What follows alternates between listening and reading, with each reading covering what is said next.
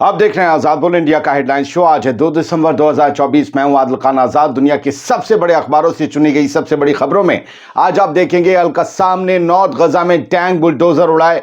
South में Sinwar का बदला लेने का वीडियो क्या पेश। वेस्ट बैंक में भी लड़ाई हो रही, तेज रेजिस्टेंस का दावा, आईडीएफ को नाब्लस से खदेड़ा। अमेरिका के 4 जहाजों पर यमन ने किया हमले का दावा, 16 बैलिस्टिक मिसाइलें दागी। गजा पर लगातार हमले जारी, मिस्र में सीज फायर के लिए मिले हमास और फतह। लेबनान में इजराइल ने 50 से ज्यादा बार किया सीज फायर, फ्रांस ने लगाई लताड़। अलेप्पो में बशर अल असद के महल पर कब्जा, उधर ईरानी फॉरेन मिनिस्टर दमिश्क से तुर्की पहुंचे। और रशिया लगातार बढ़ रहा आगे, यूक्रेन के कब्जे वाले 2 और इलाकों पर जमाया होल्ड। तो जितनी थी सुर्खियां उससे ज्यादा होंगी खबरें, हमेशा की तरह। सबसे पहले बात, ज़बरदस्त तरीके से इजराइल हमले कर रहा है, लेकिन उसको मुकाबला भी मिल रहा है। पहली खबर इरना के हवाले से है, 2 दिसंबर की हेडलाइन, जो ये बताती है कि हमास का मिलिट्री विंग यानी कि अल-कस्साम ब्रिगेड वो मजबूती से अभी भी गजा के अंदर आईडीएफ से जंग लड़ रही है। भले उनके पास हथियार कम हैं। उन्होंने एक इजरायली टैंक D9 बुलडोजर और एक मर्केवा जो टैंक है आईडीएफ का, वो उड़ाने का दावा किया और उसकी डिटेल पेश की गई है। इसमें बताया गया है कि जो लगातार इंटेंसिफाई हो रही है नॉर्थ गजा में लड़ाई, उसमें आईडीएफ का भी बराबर का नुकसान हो रहा है। ये अलग बात है और हकीकत है कि गजा बर्बाद हो रहा है, पूरी तरीके से नॉर्थ गजा ज़मीन दोष हो रहा है। तो खैर, ये बताया गया है कि अल-कस्साम ब्रिगेड ने अनाउंस किया है मंडे को, यानी आज, कि उन्होंने इजराइल की आर्मी को बड़ा नुकसान पहुंचाया है और उनके लोगों ने D9 बुलडोज़र को 27 इलाका है नॉर्थ गजा का, वहां पर जो है वो नुकसान पहुंचाया और मर्केवा टैंक को शुवाज बॉम्ब से उसके आर्मर को उड़ा दिया। खैर, हमास की अल-कस्साम ब्रिगेड ने पहली बार याहिया सिनवार के फोटो के साथ, आप पहला फ्रेम इस वीडियो का देख रहे हैं, मैं सिर्फ आपको स्क्रीनशॉट दिखाऊंगा इसका। उसमें याहिया सिनवार की फोटो है और वो उल्टा ट्रायंगल है और उसमें बताया गया है कि हम अब याहिया सिनवार का बदला लेना शुरू कर चुके हैं। और इसमें जो वीडियो पेश किया है अल-कस्साम ब्रिगेड ने, आप देख रहे होंगे कि टैंक रेड कलर का हो रहा है, उसे टारगेट बनाया, बहुत से टैंक को निशाना बनाया है। ये हो रहा है साउथ में। पहली खबर नॉर्थ से थी, ये साउथ में हो रहा है रफा में। और बताया गया बुर्ज अवाद इंटरसेक्शन है, अल्जूनिया नेबरहुड है ईस्ट रफा में, वहां पर घात लगाकर, जाल बिछाकर इजरायली फौजियों का इन्होंने शिकार किया। यह अल-कस्साम ब्रिगेड का दावा है। और इन्होंने बॉम्ब से उनके टैंक्स को, उनके आर्मर्ड व्हीकल्स को नुकसान पहुंचाया, यहां तक कि उनके फौजियों को निशाना बनाया। कुछ के मारे जाने और कुछ के घायल होने का दावा किया गया है। फिलहाल जो भी है, ये एक लड़ाई का दौर है गजा पट्टी में, नॉर्थ से साउथ तक। गजा तो तबाह हो रहा है, लेकिन आईडीएफ को जीत क्यों नहीं मिल पा रही है, उसकी वजह यह है। बढ़ते हैं आगे, एक वेस्ट बैंक से भी खबर है। वेस्ट बैंक में भी टेंशंस एस्केलेट हो रही हैं। अल मायदीन की ये खबर बताती है कि वेस्ट बैंक में आईडीएफ के ट्रूप्स घुसे, उनके फौजी घुसे, उन्हें एक बड़ा ऑपरेशन अंजाम करना था। उनका अपना एक उनकी वजह बताते हैं कि हमें अपने आप को सिक्योर करना है। यहाँ पर कुछ एक्टिविटीज़ चल रही हैं, टेररिस्ट एक्टिविटीज़ चल रही हैं जो इजराइल के लिए ख़तरा है, लिहाजा हमें उस ख़तरे को न्यूट्रलाइज करना है। ये वो बहाना बनाकर घुसते हैं वेस्ट बैंक में और फिर जिन लोगों को निशाना बनाना है वह बनाते हैं। लेकिन यहाँ पर रेजिस्टेंस फोर्सेस जो हैं वो भी हथियारबंद हैं। हमास का यहाँ पर असर कम है वेस्ट बैंक में, बट फ़लस्तीनी इस्लामिक जिहाद का जो अल-कुद्स ब्रिगेड है वो हैं। बाकी कुछ लोकल वेस्ट बैंक के रेजिस्टेंस मूवमेंट है। तो ये लोग जो हैं उन लोगों ने मुकाबला किया और बताया गया है कि उन्होंने नाब्लस से खदेड़ दिया है। नाब्लस अलग अलग प्रोनाउंसिएशन है, प्रोनाउंसिएशन के चक्कर में मत फंसिएगा, न्यूज़ देखते रहिए। तो यहाँ से ऑक्यूपेशन को खदेड़ा है, यानी कि इजराइल की आर्मी को खदेड़ा है। बड़ी इंटेंस फाइटिंग हुई और बताया गया कि जोसेफ स्टोम, जो ईसाइयों के आप जानते होंगे जोसेफ की मकबरा है, वहाँ उसके आसपास के इलाकों में ये फौज थी, उस पर गोलीबारी, हैवी मशीन गन और गोलों से और माइन से सबसे अटैक किया गया, इन्हें घेरा गया और बताया गया खदेड़ दिया और भागने पर मजबूर कर दिया। बात करते हैं यमन की। हिजबुल्लाह का और इजराइल का भले सीज फायर हो गया हो, लेकिन एक और मोर्चा बड़ा तेज़ हो रहा है और मैं इसे ऐसे भी देखता हूँ कि सीरिया में जो कुछ भी हो रहा है, उधर रूस और ईरान उलझ रहे हैं, तो इधर अमेरिका को उलझाने के लिए यमन ने अपने हमले तेज कर दिए हैं। यमन ने 4 जहाज़ों पर निशाना लगाया और दावा किया चारों का ताल्लुक अमेरिका से है।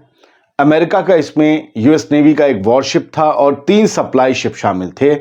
ये हमला इतना बड़ा था कि यमन के जो हाउथी मूवमेंट के स्पोक्स पर्सन हैं याहिया सारी, वो टीवी पर आए, वीडियो बयान दिया और बताया 1 नहीं 2 नहीं 6 नहीं 8 नहीं बल्कि 16 बैलिस्टिक मिसाइलों से ये हमला किया गया है। और उन्होंने दावा किया कि हमारे मिसाइलों ने डायरेक्ट हिट अचीव किया है और अमेरिकन जहाज़ों को बड़ा नुकसान हुआ है। अमेरिका ने हालांकि इसे डिनाई किया है, लेकिन कुछ भी ताज़ा तस्वीरें और बड़ी खबर इसमें डेवलप होती है तो मैं आपके लिए एक अलग से स्टोरी, डिटेल्ड स्टोरी ज़रूर लेकर आऊँगा। उन्होंने इतना बताया कि Stena Impeccable, Maersk, Saratoga and Liberty Grace नाम के सप्लाई शिप थे जिन पर हमने हमला किया। और इसके अलावा अमेरिका का एक जो है वो भी था बैटल शिप, अरेबियन सी और गल्फ ऑफ एडन में, अदन की खाड़ी में ये हमले किए गए, सर बढ़ते आगे। गज़ा पर हमले जारी हैं। इजराइल ने गज़ा पर ज़बरदस्त तरीके से बमबारी की है, फिर से दर्जनों लोगों के मारे जाने की खबर है। लेकिन अल जज़ीरा की हेडलाइन मुश्तरका ये भी बताती है कि फ़तह जो वेस्ट बैंक का पैलेस्टीनियन अथॉरिटी का पॉलिटिकल मूवमेंट है और हमास पॉलिटिकल मूवमेंट, हमास की मिलिट्री विंग अल कस्साम है जो जंग लड़ती है, लेकिन हमास एक पॉलिटिकल विंग है। तो हमास और फतेह दोनों, महमूद अब्बास और जो सीचीयू पार्टी जिसमें आप जानते हैं इस्माइल हानिया और याहिया सिनवार अब तक हेड थे, अभी तो फिलहाल खलील हया आई थिंक कर रहे हैं, हेड कर रहे हैं टेम्पररी तौर पर। तो उनके पॉलिटिकल डेलीगेशंस जो हैं वो मिले इजिप्ट की दारुल हुकूमत मिस्र में और वहाँ पर गज़ा के सीज़ फायर को लेकर बात की। मैं आपको 2 दिन से बता रहा हूँ बड़ी तेज़ कोशिशें हो रही हैं अमेरिका की तरफ से, बाइडेन की तरफ से, कि जल्द से जल्द सीज़ फायर गज़ा में भी कराया जा सके। हिजबुल्लाह से हो चुका है, लिहाजा इस जंग को बंद कराया जा सके ताकि जब हम अपना ऑफिस छोड़ें, वाइट हाउस छोड़ें, तो हमारे नाम पर कुछ तो हो। और देखते हैं कि क्या होता है। फिलहाल आगे बढ़ते हैं। Senior minister in Netanyahu's party told hostage families PM should be removed. एक अंदर खाने, एक इनकी पॉलिटिकल जंग सी चल रही है। इजरायली कैबिनेट के अंदर ही बहुत से लोग नेतन्याहू के दुश्मन बन गए हैं। कहा जा रहा है, एक रिपोर्ट टाइम्स ऑफ इजराइल के हवाले से एक रिपोर्ट छपी और रिपोर्ट में दावा किया गया है बिना मिनिस्टर का नाम लिए कि एक सीनियर मिनिस्टर, ऐसा वैसा मिनिस्टर भी नहीं, एक सीनियर मिनिस्टर है नेतन्याहू की कैबिनेट में जिसने होस्टेजेस की फैमिलीज को, जो होस्टेजेस गजा में हैं उनकी फैमिलीज को ये कहा है कि और सबके अलावा बेंजामिन नेतन्याहू को भी कुर्सी से हटा देना चाहिए, मीन लात मार देनी चाहिए, उनको भी गद्दी से हटना चाहिए, तभी जाकर डील हो सकेगी। अब ये कौन शख्स है जो बेंजामिन नेतन्याहू की हुकूमत में मलाई भी चाट रहा है और नेतन्याहू की टांग भी खींचने नहीं बल्कि काटने को लगा हुआ है। कहा गया है कि ये फ्लॉप साबित हुए। एक तो 7 अक्टूबर के हमले को रोक ना सके, एक रिपोर्ट आई थी उसके अगर ज़ेर निगरानी देखें, और उसके अलावा ये अब तक डील भी ना कर पाए। अभी देखिए, फ्रांस ने एक्यूज किया है इजराइल को कि उसने 52 बार सीज फायर एग्रीमेंट वायलेशन किया है लेबनान में।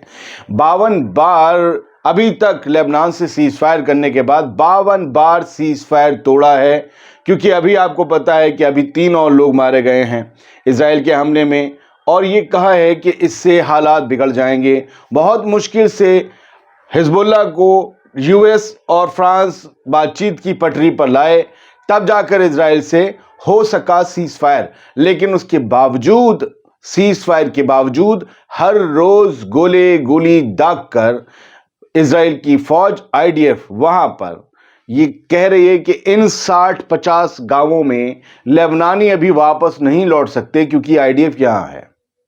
अब 50-60 गांव के लोग क्यों सीज फायर हो जाने के बाद रुकेंगे, मुझे समझ नहीं आता। वो आते हैं, ये फायरिंग कर देते हैं। उनका ये कहना होता है कि ये हिजबुल्लाह की साइट है। बहुत सी जगह पर हिजबुल्लाह का मिसाइल अड्डा बताया, हिजबुल्लाह के लड़ाके फिर से हमले की तैयारी कर रहे हैं, इन्होंने हमले कर दिए। तो ये 52 बार हो चुका है। अब इसके बरक्स एक खबर ये है कि द टाइम्स ऑफ इजराइल ने भी इस खबर के जवाब में खबर छापी, वो भी I-24 इजराइल का ही था। इसमें लिखा, आईडीएफ ने भी रिएक्शन दिया है हिजबुल्लाह ट्रूस वायलेशन के साथ, क्योंकि फ्रांस ने उस पर एलिगेशन लगाए। तो इन्होंने ये कहा कि नहीं भाई, हम अपने दिफा के लिए कर रहे हैं और हमें जो हमें कर मिलेगा वो हम करेंगे, और हमारे ऊपर हमले की जहाँ जहाँ तैयारी होती है हमने उन लोगों को न्यूट्रलाइज करने की कसम खाई हुई, हम करेंगे। तो ये अभी 3-4 दिन हुए हैं सीज फायर हुए, लेकिन ये सारे अब 2 दिन पहले हमने आपको बताया था, बेंजामिन नेतन्याहू ने एक इंटरव्यू में कह दिया कि अगर सीज फायर वॉयलेशन हुआ हिजबुल्लाह की तरफ से तो एक फिर फुल स्केल वॉर होगी। जो और कह रखा कि हमने सीज फायर कर लिया, लेकिन अपनी फौज से कह रखा है कि भाई फुल स्केल वॉर के लिए, जंग के लिए, बड़ी वाली जंग के लिए तैयार रहो। सीरिया की तरफ आते हैं। अल जजीरा की खबर है, Syrian rebel advance brings exiled Aleppo residents back to city.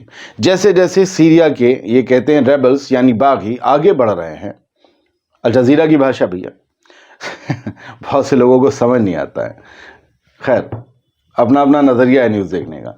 तो सीरिया के जैसे जैसे रेबल्स आगे बढ़ रहे हैं, वैसे वैसे जो अलेप्पो से शहर बदर कर दिए गए थे, बाहर निकाल दिए गए थे, वो लोग, वो वहां के शहरी, वो मकामी वापस शहर को लौट रहे हैं।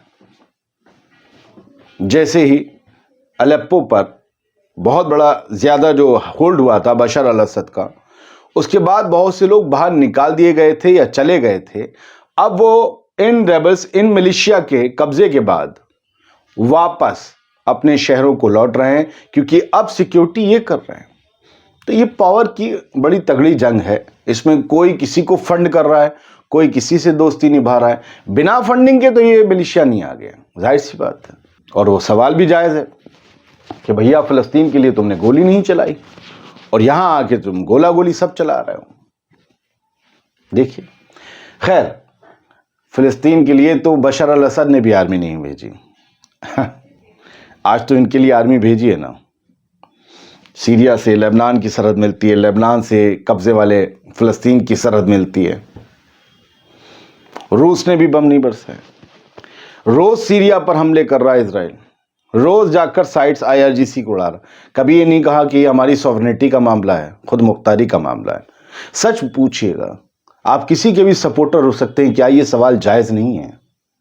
रोज़ रोज़ कोई मेरे घर में आकर हमला कर दे, मुझे क्या करना चाहिए अगर हुकूमत में मैं हूं? पूछिएगा। मैं दोनों तरफ की बात पूछता हूं कि ये मिलिशिया क्यों नहीं गया जब इतने भारी भरकम हथियार थे फ़लस्तीन के लिए? मैं आपको बताता हूं, और किसी के लिए हर जगह जाना मुश्किल है और मुमकिन नहीं है, चाहे वो बशर हो, चाहे ये हशर हो।